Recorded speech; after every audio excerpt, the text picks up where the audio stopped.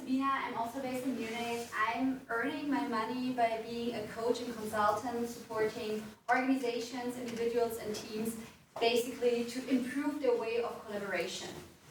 And we just heard about this VUCA world that Matthias just mentioned, so the world is changing faster. And probably all of us feel that in a way.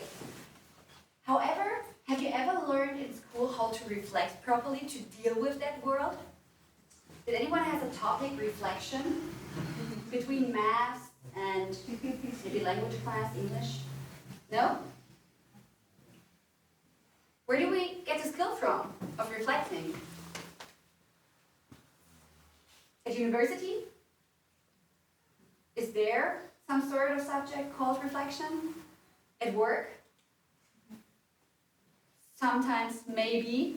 So we really have an issue. We are living in a fast-paced world and we never really learn how to reflect. Some people are lucky in a sense that maybe they have parents who learned that and they pass on that knowledge. Others are not. And today I want to talk about reflection in a way, not the way I usually talk about it in businesses, where I give like workshops, so-called retrospectives, structured reflections, where I help them to identify potential for improvement within their project, within their work. But I'm more focusing on personal reflection. Because most of you, from what I learned, are also freelancers, self-employed, is that correct? You might not have always a team around you. And even if you have it, it's good to know how to reflect for yourself. Because there are so many issues, so many problems that we're facing, so many challenges. And we need to find some ideas, some ways to deal with it in a way that fits our personality type. Before I get into those different ways of reflection, I would first like to introduce you to a matrix called Stacy matrix. Has anyone of you heard of that before? Okay. And I'm old school, I'm drawing. Because I just like, I love paper, and I love pens, and I love drawings. So, the Stacy matrix was developed, not really developed, it's named after a guy called Ralph Douglas Stacy. He was a system theoretics guy. He never drew a single graph, I think. I once went through some of his books because I was looking for that Stacy matrix desperately. And it turned out he just described it in words, part of it. And it was developed by the Agile community. So what we have is a graph, and we have two things. And most of you are probably addressed through some clients, through whatever the world is asking you, by requirements. You get requirements that you somehow need to fulfill. Requirements are basically what needs to be done. And compared to that, we have implementation, which is describing how it has to be done. Where the two axes meet, everything is known. The further we go away, the more unknown it becomes.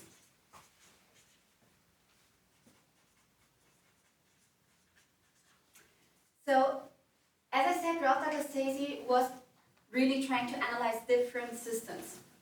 Systems in which everything is known, what I do and how I do it, are so-called clear systems. I can't exactly predict every single detail. I can't plan in advance who will do what until when. This is what in classic project man you would call a waterfall project.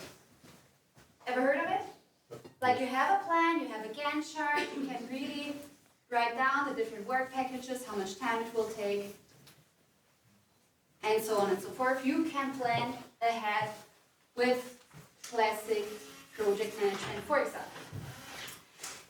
If you either don't know what to do or how to do it, it's unclear anymore.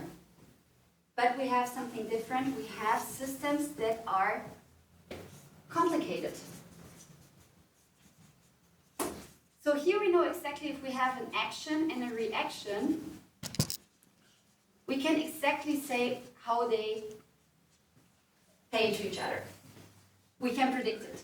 Here, we don't have that anymore. We need to consult an expert.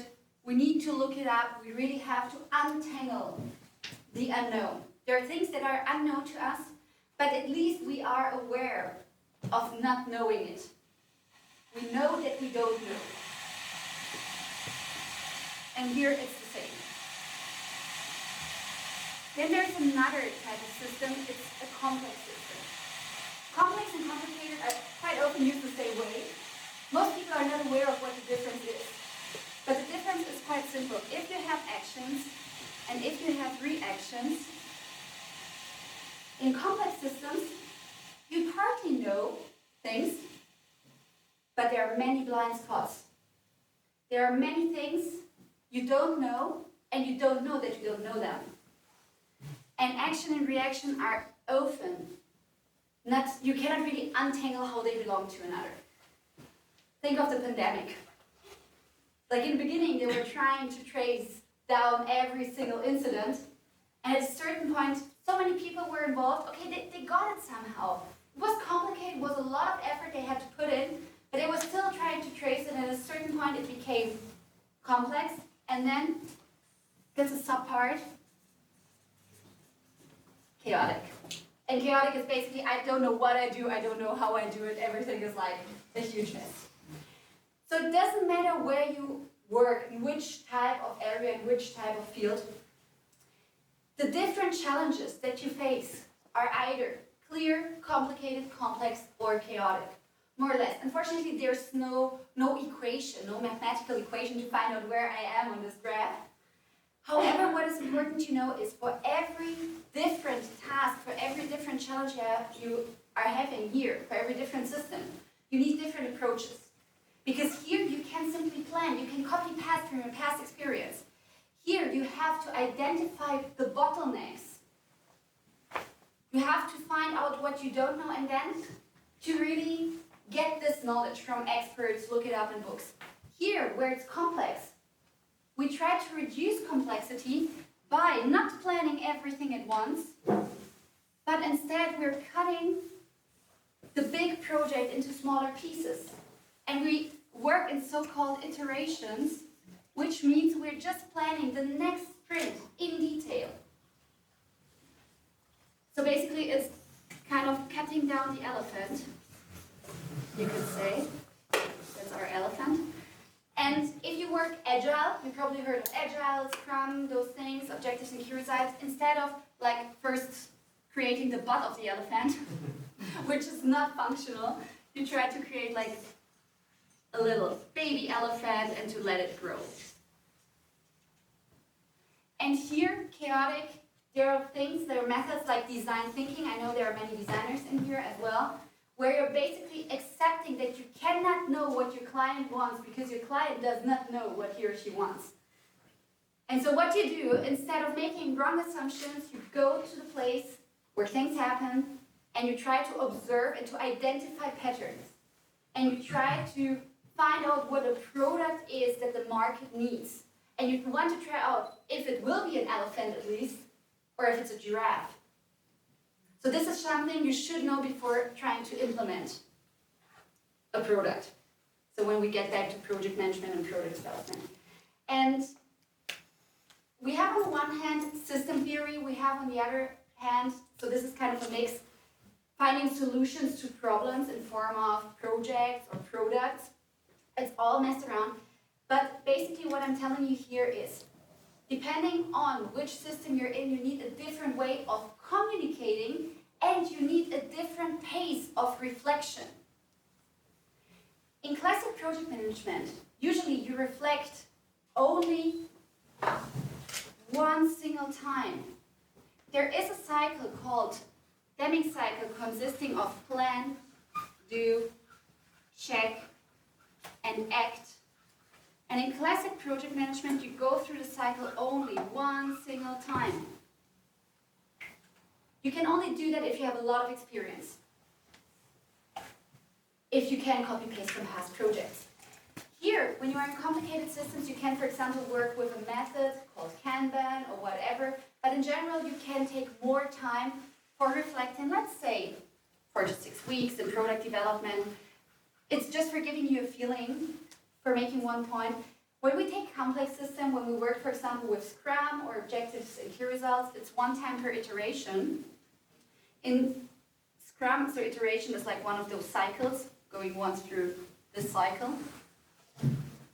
And usually it's like 2 weeks, or it's 3 weeks, or it's 4 weeks. It depends on what the requirements are. And for chaotic, if you would work with design thinking, it's multiple times per day. Which means, if you look at that, the less you know, the more often you have to go through that cycle. So you have to adapt your frequency of reflection to your conditions, to the knowledge you have about requirements and implementation. So this is one part. Like understanding why we need to reflect. We need to reflect because every single challenge is different and it needs a different type of communication, it needs a different frequency of reflecting. The other thing, and this is now the core of today's session, is that I have as a coach many clients who never really reflected. And me myself in the past, I was not really reflecting. I thought I was not reflecting because people were telling me, oh, you should write a diary. If you want to reflect, you should write a diary. And I don't know about you, people are different, but for my brain, diary simply does not work. Because I'm thinking so fast and always feel so inhibited. Until one day I realized I am reflecting in a different way, which is more brain-friendly for my brain, which is simply like talking. I'm talking to my friends, and also when I go into coaching sessions, this is where I get the best ideas from. Also with co-creating things with someone. So I love to reflect verbally. And so the focus of today's session is to also take some time to reflect. First of all, I will present you different types of reflections. And afterwards, to take some time to reflect you yourself, what type of reflection fits to your personality type. Because it should be a match.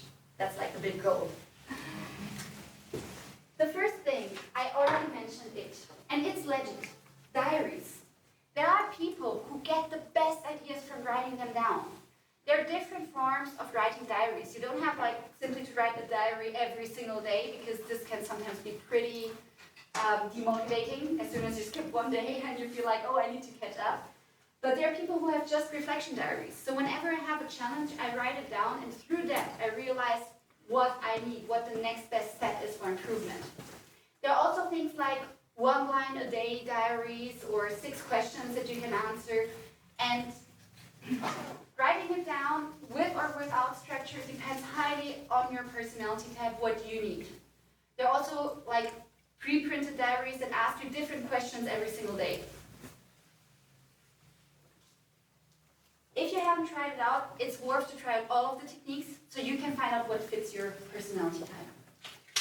A second one is the verbal reflection. I already mentioned that one. This is what I like a lot, like speaking with someone, talking through it. And it can be someone who's actively listening to you. You can also talk to yourself. So I also have coaches who are simply having conversations with themselves. And the nice thing nowadays, thanks to technology, you can walk around the street, have conversations with yourself, and no one will be suspicious. One precondition is living in Berlin. So either you live in Berlin and you can just walk around, talk with yourself. Here in Munich, I can highly recommend to put some earplugs in. Pretend it's a phone call. I also do that when I prepare presentations sometimes. And it's good, because you have movement. Wow, finally getting the 10,000 steps. Next thing, silent reflection. This is also highly personality type dependent. Silent reflection does not have to be meditation and just sit like one beautiful picture. It can be any type of silent reflection. It can be while running. So there are people who reflect on what they need while running, who are having the best ideas when they do some sort of sport. It can be like having a walk in the nature. It can be just lighting up a candle, putting some nice music in, I'm getting to that point later as well, but creating some nice atmosphere and being for yourself, not talking to anyone, not using a book. Maybe this is your way of reflecting. Then we have tactile reflection. What do I mean by that? Some people love to have things in their hands all the time. And they need that so that specific parts of their brain are activated. And either you can just take whatever, start to build like Lego. I took like here a Lego figurine. You can build something with Lego and look what's built and think about, oh, is this helping with my problem? But sometimes it's also easy just to have something in your hand, because when your hands are moving, you can release like some subconscious thoughts for solving the problem. Because how are we solving problems? In the end, it's all about analogies. So our brain tries consciously or subconsciously to try analogous situations in the past of how we solved an issue and try to transfer it to the current problem. And sometimes it helps like to be busy with something else that doesn't need too much of your concentration to release those memories. It can also be the shower. You know those great ideas that come under the shower? It's also some sort of tactile. Then we have experience-inspired reflection. Some people love to read books, biographies, and also, Hossein just shared a book with me, or it's a magazine with, it was a chef who took his entire team to Kyoto, and they explained how they solved different issues, what they learned. So you are learning from the experiences of someone else. Because the problem with solving problems is, if we use analogies, we are limited to our own experience. And we have only limited time to make own experiences. But thanks to books and videos and all the media, we can learn from someone else's experiences. And if you're that type of person, reflecting for you might be, hey, I go to the internet, I take my books, I try to find inspiration solution in there. And after that, I might combine it with one of the other techniques. Then there is structured reflection. This is what I basically do in companies with teams, where you have like a structure, you look at the data, you try to get all the different informations in the head of the different people and the heads of the different people onto the same level. Because every single person has a different experience, has made different observations, and you want to share that. And for this, you need a structured reflection. This is what's called retrospective. And then, I slightly talked about it already, atmospheric reflection. Some people just need atmosphere. Like going in a nice cafe, spending a week in Paris for reflecting finally on your life, whatever it is. So this is also a magic way. And there are others who need creative reflection. And what do I mean with that? I mean really like, okay, I have a problem, I create an experiment or something that I can test my hypothesis, and based on that, I make my decisions. And I can maybe also co-create it with someone else. So there are many options. This is only what came out through my brainstorming. There's definitely more, and maybe you have already something in your mind, in your head, where you say like, oh, I'm missing that. This is not written here yet. And of course, you don't have to have one preference. Different situations might require different types of reflection. But I think it's very important to be aware that there's not like the one right way of reflecting, and it has to fit you in the end. That's the most important thing, not to try to put something upon your character that simply doesn't fit. With that being said, we have a little reflection exercise, because it's about reflection in general. And I have prepared basically this chart as a nicer visualization, as a printout that we can already hand out to everyone. And I want you to pair up, to team up, to stay for yourself, however he or she feels like. You don't have to look for someone else. And maybe to reflect, first of all, what projects do I have? What challenges do I have? And where are they in this graph? Are they rather complex? Are they rather complicated? It's just a gut feeling. And the second thing, ask yourself if you have an appropriate way of reflection for the challenges that you are facing. If the type of reflection is fitting your personality type.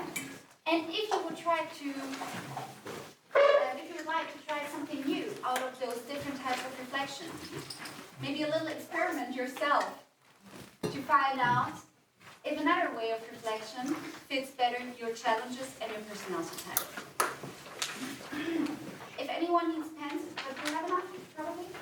I think we have Okay. Oh yeah, you were handing them out. Okay. Oh yeah, of course. So, is there someone who would like to team up? Anyone who would like to team up? Yes, there are two of you. Any questions, any insights that you would like to share?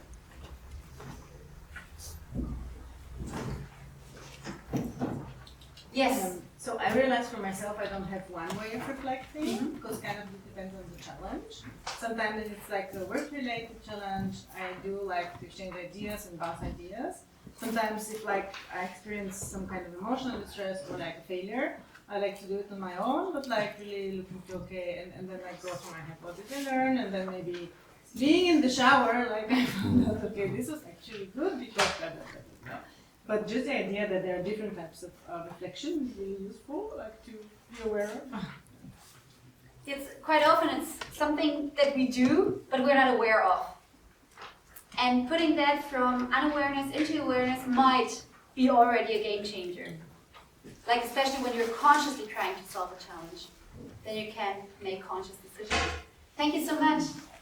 Other observations, other questions, or insights that you want to share? Yes, please. I found very interesting that you said that verbal reflection, just talking to a friend, this is reflection as well.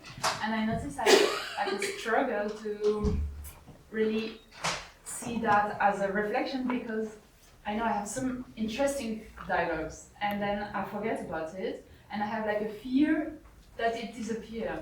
I'm sure it doesn't, but do you know what I mean? Yes, I do. And in this case, it might be useful to combine it. Like if you really have a fear, what I like, I really don't like writing that much, like writing diaries. But what I like is those 1 minute or 2 minutes reflection where you try after a conversation or even after a talk or a session like today, you set yourself a timer to 1 minute or 2 minutes and you write down just a few sentences, whatever comes to your mind. And often this is enough to recall the memory. And it's not much of an effort. And can be a game changer for overcoming that fear. Other insights? Yes. I don't have an insight, but rather a question. Yes, please. So I was just wondering, what is creative reflection? To my head, it sounds still a bit vague. So creative, we are basically heading into Q&A, I think. Great. So creative reflection means we are co-creating something. So for example, a prototype. I have a problem to solve. I just created, to give you a concrete example. I have an issue that quite often when I give workshops and seminars, in the end they have to write down actions. And then they write down actions, my participants, like, we will improve our communication. You feel it. The effectiveness of this action is close to zero. Because it's not specific, it's not measurable. Who will do it? We. Who is that we? And so I created a game.